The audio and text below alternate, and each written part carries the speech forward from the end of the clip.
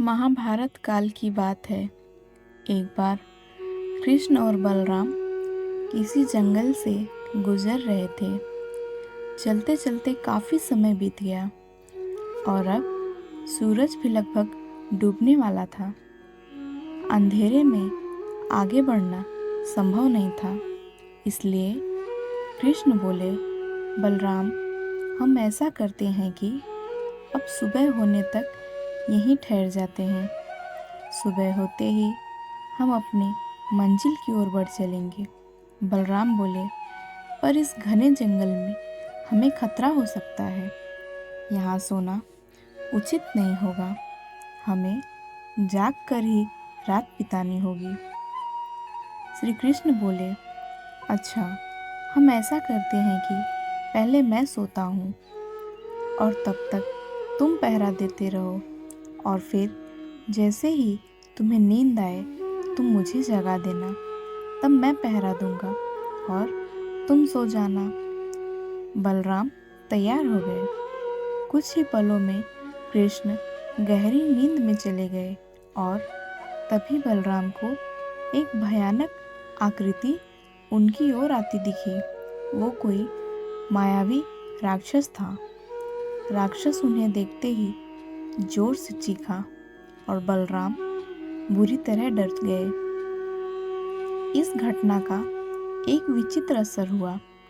भय के कारण बलराम का आकार कुछ छोटा हो गया और राक्षस और विशाल हो गया।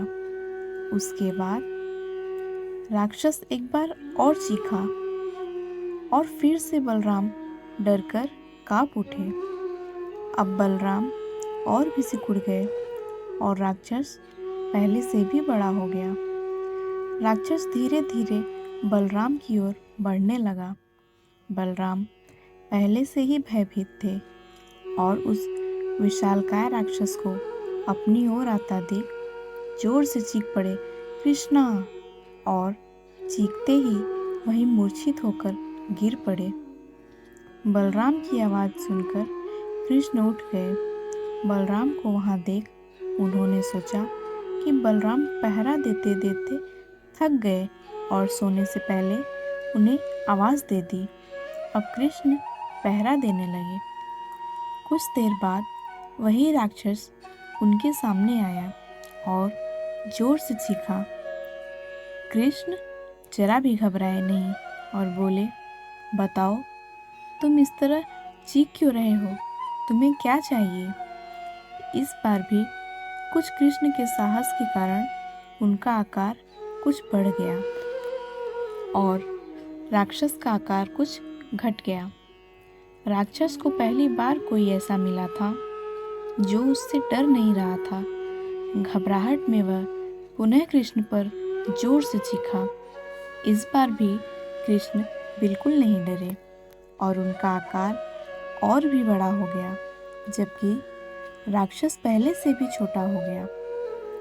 एक आखिरी प्रयास में राक्षस पूरी ताकत से चीखा, पर कृष्ण मुस्कुरा उठे और फिर से बोले, बताओ तो, क्या चाहिए तुम्हें? फिर क्या था, राक्षस सिकुड़कर बिल्कुल छोटा हो गया और कृष्ण ने उसे हथेली में लेकर अपनी धोती में बांध लिया और फिर कमर में खोस कर रख लिया।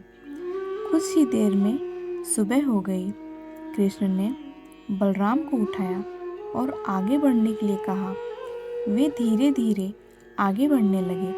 तभी बलराम उत्तेजित होते हुए बोले, पता है कल रात में क्या हुआ था? एक भयानक राक्षस हमें मारने आया था। कृष्ण बोले, रुको रुको, बलराम को बीच में ही टोकते हुए। कृष्ण ने अपनी धोती में बंधा राक्षस निकाला और बलराम को दिखाते हुए बोले, कहीं तुम इसकी बात तो नहीं कर रहे?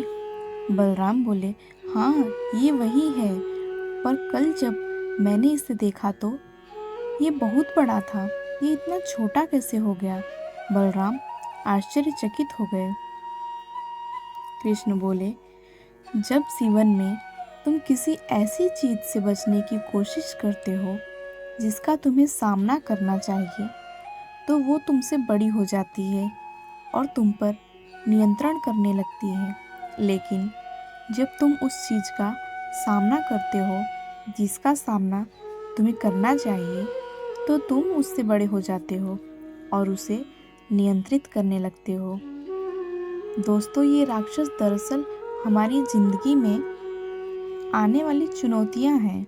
अगर हम इस चुनौतियों को टालते हैं तो ये और बड़ी हो जाती हैं। आखिर में ये कंट्रोल करने लग जाती हैं।